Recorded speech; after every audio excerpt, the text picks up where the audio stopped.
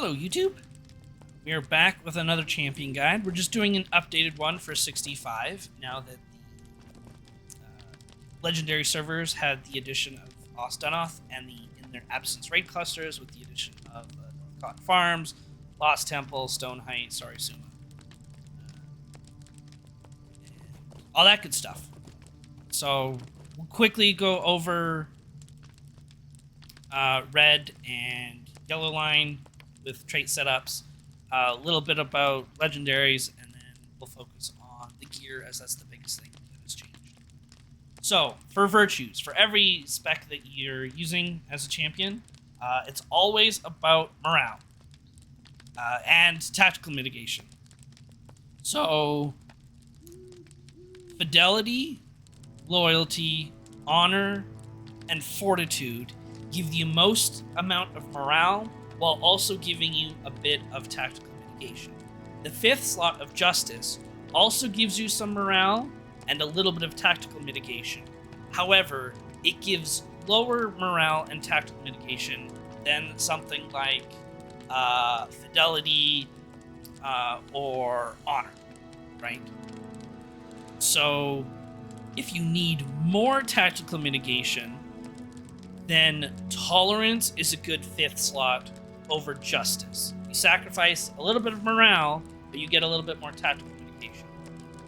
Once you get your crafted gear and stuff in place, you can then drop tolerance because your tactical mitigation should be there, and then you'll have justice for that extra morale again.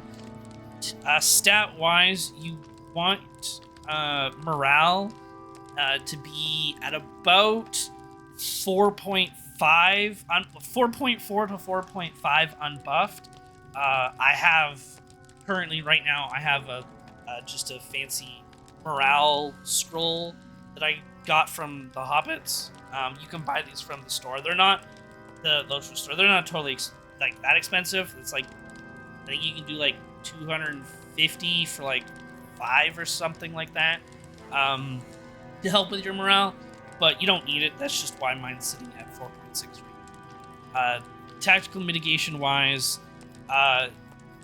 sitting at about 2.2 to 2.3 is really good. I'll put the stat caps in the description below, but I do believe that the stat cap for tactical mitigations is, I think it's like 2.4.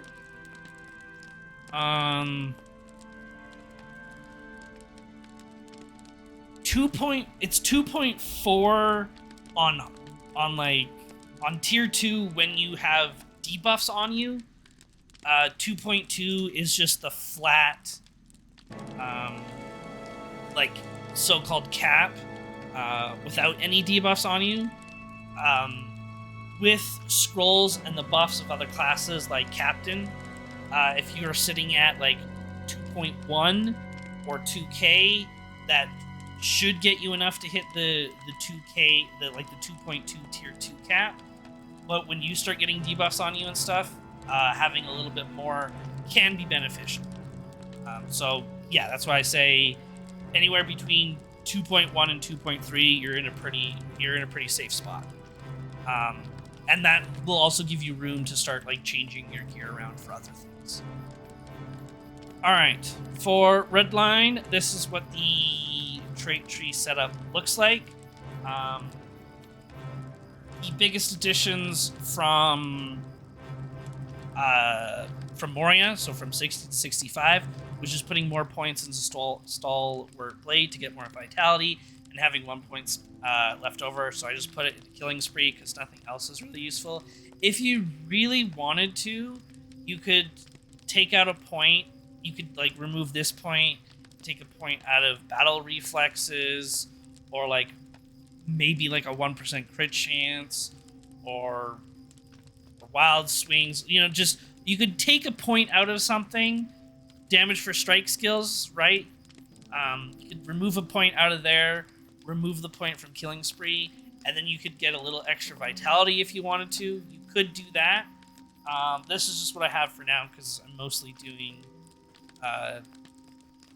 dungeons and solo content on this champion at the moment, so just the extra health when something dies, it's just really nice to have.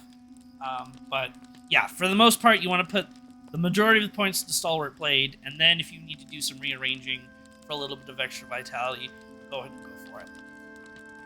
For Traceries in Redline, we will be using Ferocious Strikes cooldown, Wild Attack damage, Remorseless Strikes damage, and then you want Brutal Strikes damage. I have Swift Strike on right now just because this is one of the I get like 8 of these with the gold tracery boxes, so I just put this one on for now, and I have the mental note of just making sure I spam Swift Strike just to get use out of it. But you do want Brutal Strikes over Swift Strike for now. And then Heroic Precision, get the 3% crit chance. You want single target attack damage and single target attack crit. And then you will want Heraldry of the Sparrow for more crit. Or is it Ox that gives, or Bear that gives Might and Vitality? You can do the Might Vitality one. I just use Sparrow for the Agility Vitality because it's just more crit.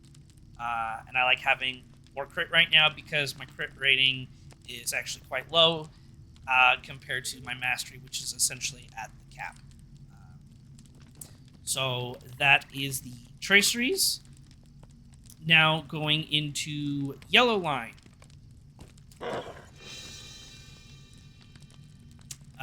This is essentially the look for Yellow Line. Essentially all the points that I used from 60 to 65 were just to finish off critical chance increase. Couple of more like AoE targets. Was it this one? Yeah, number of area effect targets. Finish that off. More points. More points in the blade wall. Right, just spreading the. I only had like, I think, 1 or 2 points, so I just finished something off in the tree here. But pretty simple, pretty straightforward. The traceries that we want to use. Let's go to... Well, actually, they're going to be the same for the most part, right? So, still Sparrow.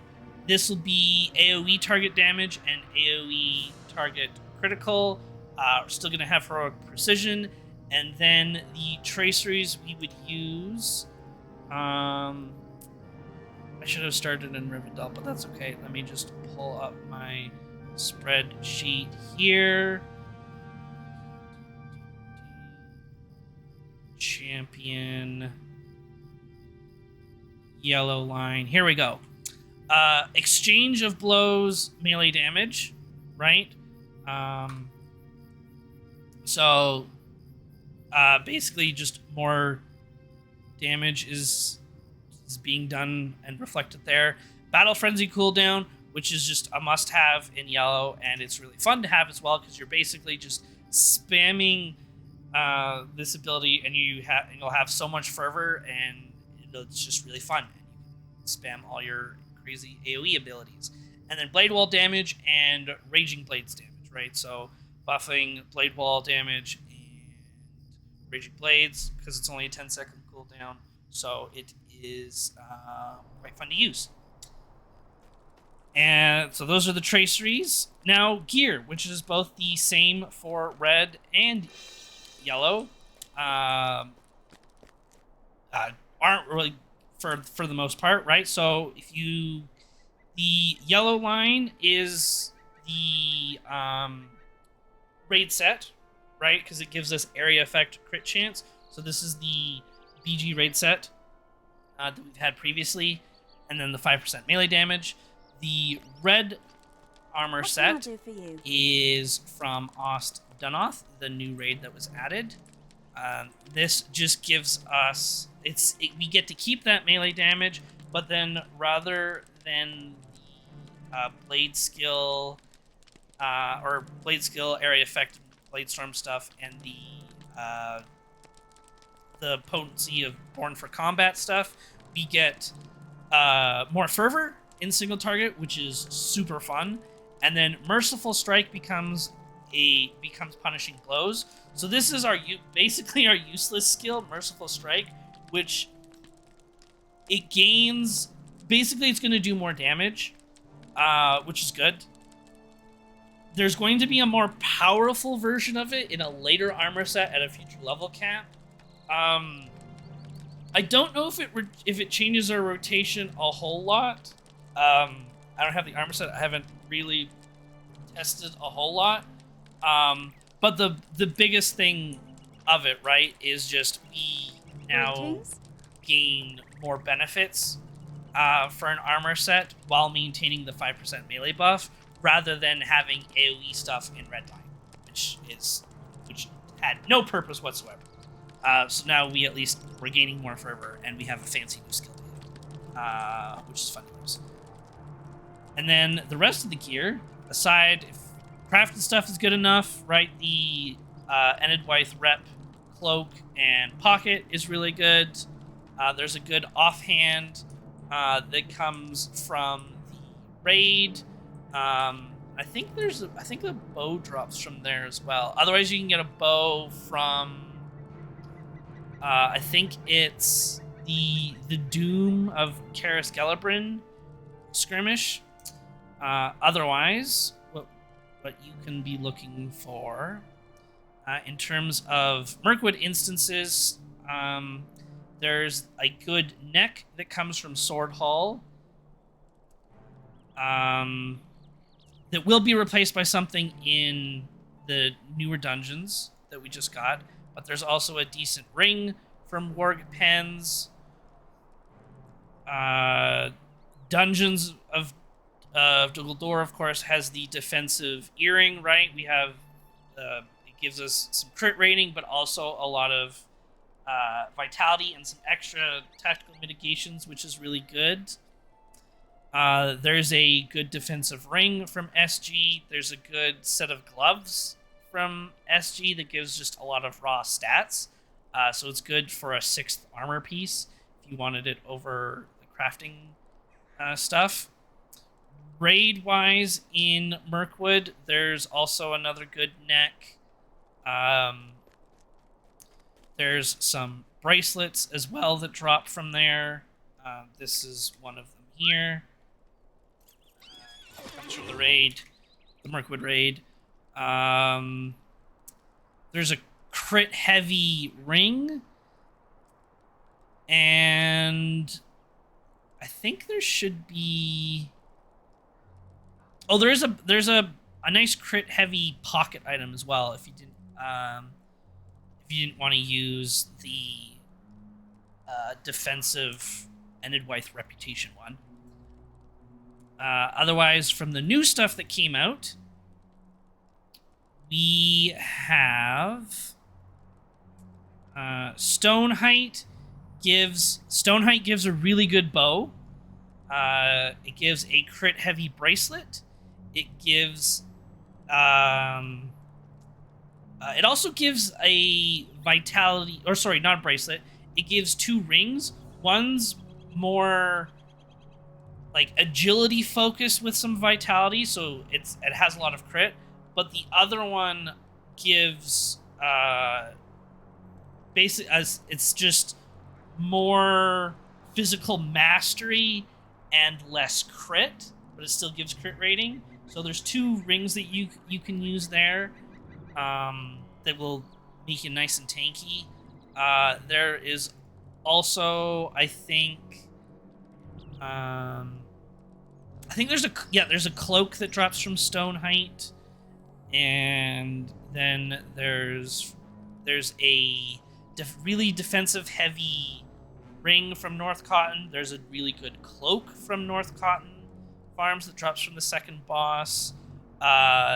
There's a defensive pocket item that comes from North Cotton that just focuses on mitts and vitality.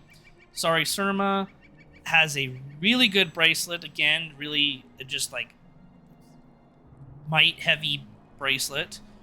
And it also gives the best necklace, because it gives us the replacement for our Halls of Crafting necklace. It has the 3% melee damage. So yes, there's some good necklaces from the Mirkwood raid and a couple of other sources, but the Sorry Surma 6-man dungeon gives us the 3% melee damage neck. So of course, that's really, really good. It also gives a decent offhand. Not quite as good as the Mirkwood raid one, but still decent, still pretty good. And then it gives a crit heavy pocket if you're looking for more crit. Lost Temple has some like crit focused and and morale mitigation focused risks, which are pretty good. You're just losing out on some physical mastery because it doesn't have the might on it. And then it also has a crit heavy earring, and I think that's it from the instances. And now on to some quick tips here with just Redline and the animation canceling that's tied to Battle Frenzy. So the idea here is we're using Ferocious Strikes, Battle Frenzy into Remorseless really, really quickly, just for some insane damage, and that would kind of be just a general rotation thing that happens in the midst of your standard rotation, right after popping all your buffs and stuff like that.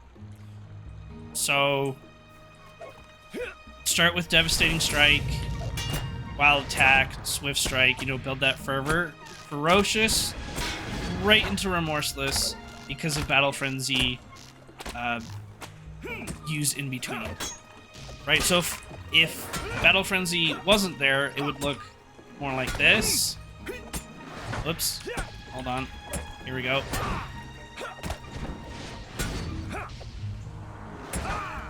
Right, we'd have to weave in another Swift Strike or Wild Attack in between to build the fervor up. So not only does the Battle Frenzy, of course, give us the fervor that we need to use the skill, but it acts as an animation canceling thing as well. So if I was to do it one more time here. Alright, Battle Frenzy is now off cooldown. Really quickly, and then you can just move into your normal rotation. Yada, yada, yada. Yeah. And then the same thing works in yellow. I'll see if I can get out of combat here. Switch specs here. Sometimes the training dummy is a little bit silly, but if not, it's the same kind of thing in yellow. You can use yellow line. Of course, these skills cost a little bit more fervor, with everything costing 4 or 5 in most situations. Oh, here we go.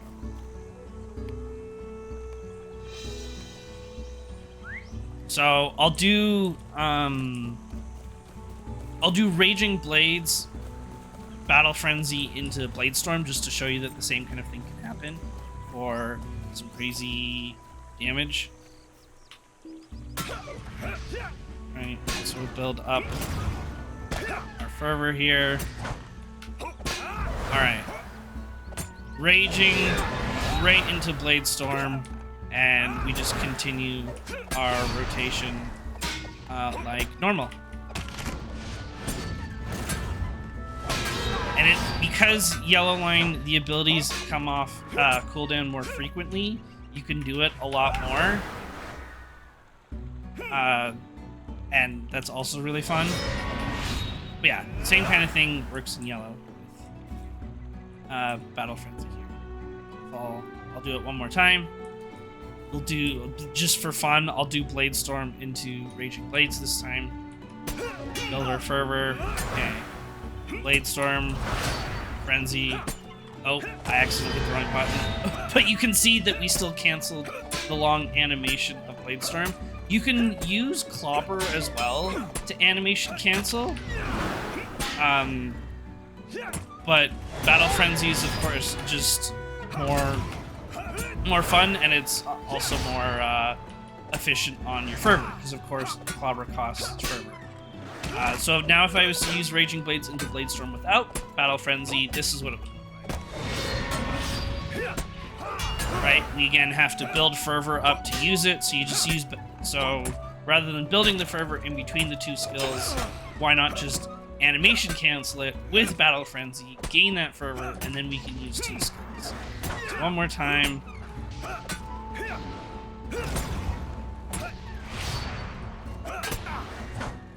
Build that fervor now.